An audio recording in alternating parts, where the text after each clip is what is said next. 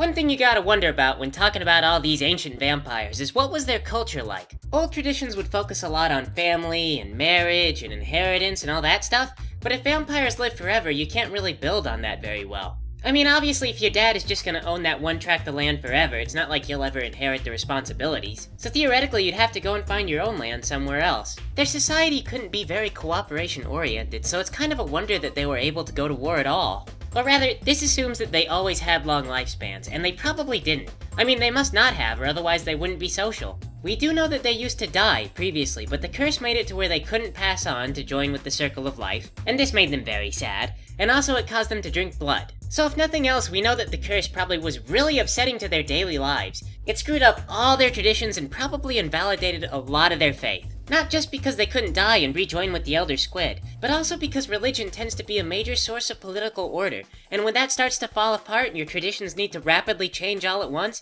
everything just flies into pieces. Following that string of logic, it makes a lot of sense why the vampires would decay quickly after becoming immortal. All the rules they followed to make life work no longer mattered. There are no more kids! And that means that you can sleep in! But also that means there's no more reason to look after your brother or sister or friends or family. There's no reason to function as a society. You're all just lone wolves, looking after your own stuff and kinda stagnating, living by a bunch of old religious laws that just don't work anymore. Then there's Janos Aldrin, just hanging around, eating his vampire cereal with blood milk every day, trying to stay faithful and optimistic, and then somebody comes along and they stab him in the chest. Raziel's whole life goal now is to revive Janos and find out where he fits in with everything, but probably Janos has no idea.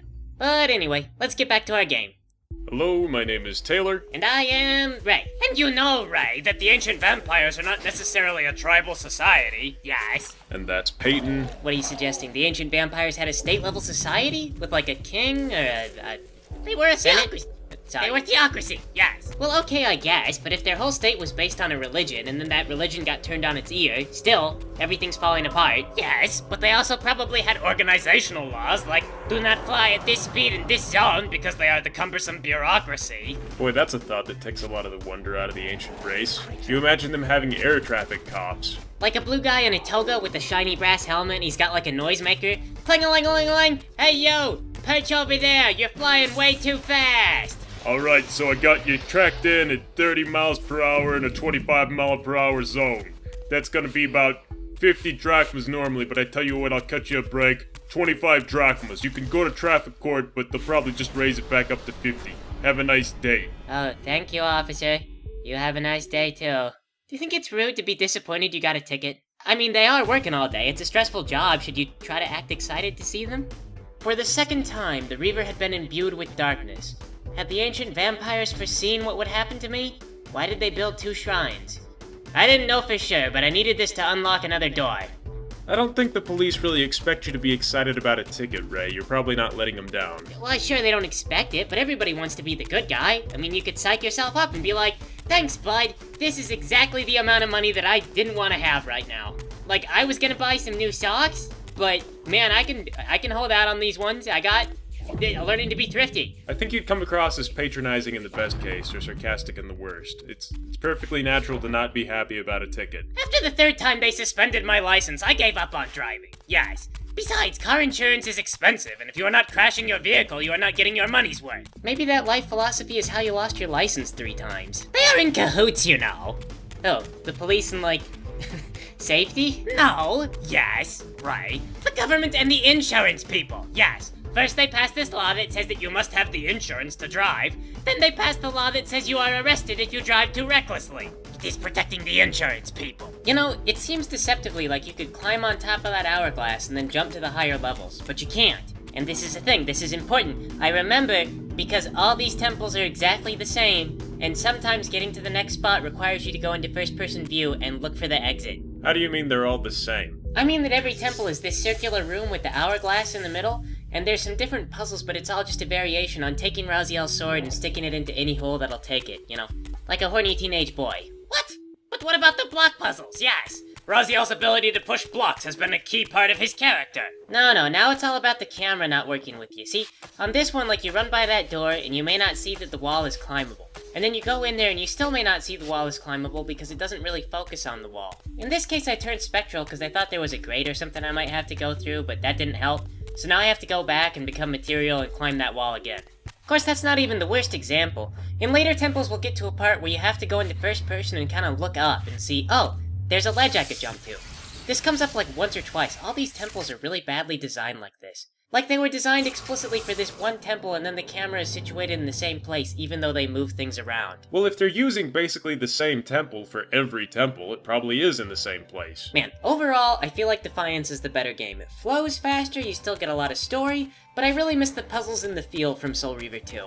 We're just never gonna see that Sun Temple again. I was convinced that giant statue was gonna be a boss. Well, this game's got some bosses, but most of them aren't really very good. Can't you just be happy for what you have, Ray? Yes? I guess. I mean, I'm enjoying myself, I am happy. Gonna hit this crystal, turn invisible for these birds. Apparently the birds don't work if they see me turn invisible. Don't know if I understand the rule on that, I guess they're moderately intelligent? But yeah, I mean, I don't know what you want from me, Peyton. Like, you can enjoy ice cream, and you can have one scoop of ice cream, you sit there and you say, you know what would be good? Like, one more scoop of ice cream. Oh, or what if I put fruit in it? You're dreaming too big, Ray. This is the kind of greed that collapses empires. Your ambition will destroy an entire people. Yes, if that's what it takes to get fruit into ice cream, then I'm willing to accept that loss. Taylor and Peyton, this is the cost of progress. It would be really great if this game talked more about how Kain governed the vampires. How did they establish law and order? Was there a system for that? Was Kain the judge, or did they have courts? I think Kain must have taken a very Roman approach to the whole thing. It seems like he let everybody just kind of govern themselves, and he only got involved when he felt like something really had to be done. Like when Raziel's wings had to be ripped off. Yes. Well, to say he had a Roman style of leadership would imply that he was taking taxes and building roads. And I suspect he wasn't building roads. He definitely wasn't building plumbing, since water causes the vampires to burst into flames. I remember when we talked about how the vampires must smell like sweat and leather because they can't take baths. I didn't think about how their cities must also smell like raw sewage. Yes, being the vampire is terrible. Okay, so like 5 minutes of running around and combat later, here we are in front of this sorceress, who cannot be knocked back because she's magic. That is so obnoxious, yes. She is the support caster, you should be able to kill her, no problems. It gets worse, Peyton. Later on, we're gonna run into big guys who are naturally immune to knockback. The sorcerers are still gonna be there, making little guys immune to knockback. And meanwhile, Raziel gets knocked flat on his ass every time someone so much as sneezes. Well, like we mentioned before, Raziel is probably about 60 pounds. Just use your telekinetic powers. Yes, throw them around. Only Kain can do that.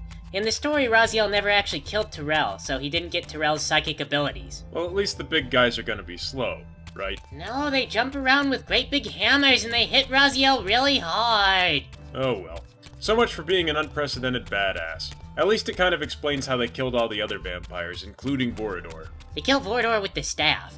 Oh, right, yeah, that's a thing. Mobius and his cursed snake staff, yes. What is the snake staff, anyway? It's like a giant orb with a snake on it. It's a pearl.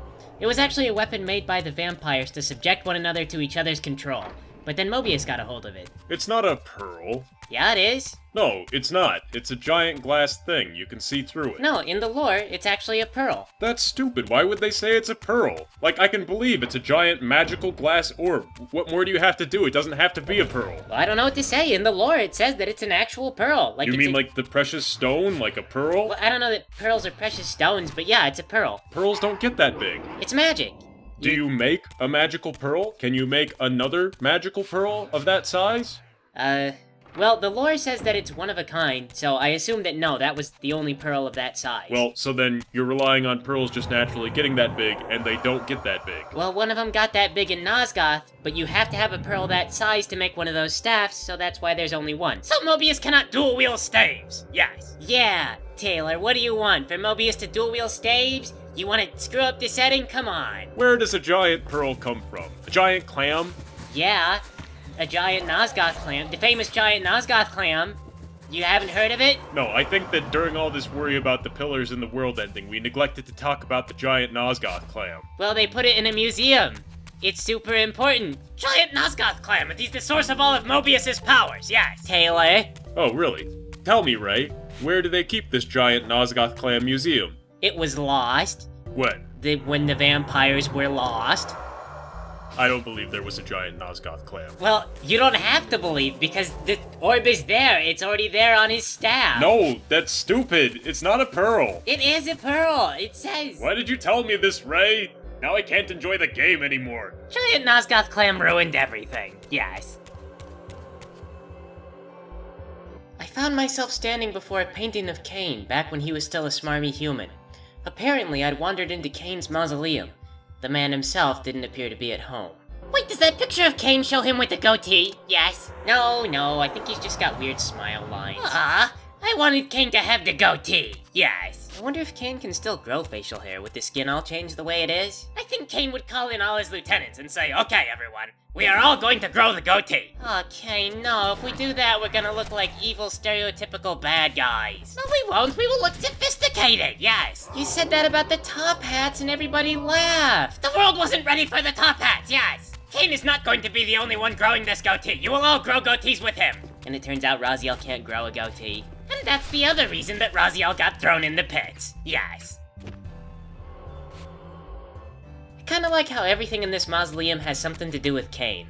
As though it's not really a family mausoleum, it's just a Kain mausoleum. Is Kain obscenely rich or something? And if so, why is he so rich? Well, there could be a lot of possibilities depending on what era they're set in. If it's set in like a time of nobility, then Kain might be a knight or something like that with a lot of land. If it's closer to the Renaissance era, he might be sort of like a merchant or something like that. Well, he's gotta be noble, because look at the size of this mausoleum. Look at how many people would have to be buried here. Maybe it is not a family mausoleum. Yes. So Kain elected to have himself buried with a bunch of strangers, but he put up paintings and statues of himself? It is so he can lord over the other dead. Yes. Kain's dying wish was that the grieving peasants would come in to mourn for their relatives, and be critically reminded that they are all less fortunate than Kain. When the peasants forget themselves and get big heads, they don't work as hard. Yes. This is all about productivity. Kain is best leader. Yes. But if Kain's nobility, that's important, right? Because either Kain was chosen at birth due to familial ties, or he earned that through some kind of meritocracy. And both ways, it's a big deal because he was a source of political order for the area.